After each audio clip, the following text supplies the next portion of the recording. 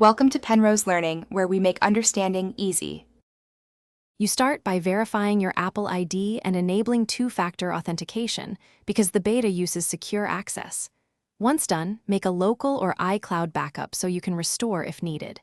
Next, confirm your device supports the beta and has enough free space, then sign in to beta. Apple. Calm with that same Apple ID.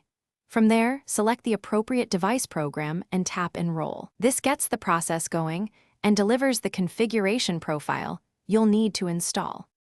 You now install the downloaded configuration profile, follow on-screen prompts in settings, and authenticate with your passcode when requested.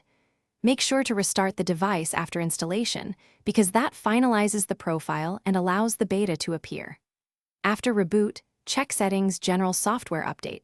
The beta build should show up. Tap Download and Install, agree to the terms, and let the device update. Keep the device plugged in and on Wi-Fi to avoid interruptions during the download and install. You finish by completing the post-update setup and checking that key apps, accounts, and accessories work. Use the Feedback app to submit concise bug reports. Explain what you did, expected results, and attach screenshots or logs.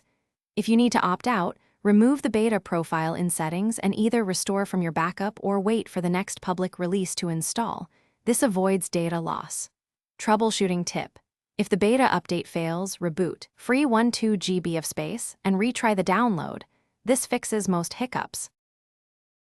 Thanks for watching. If this was helpful, leave a like and consider subscribing. See you next time.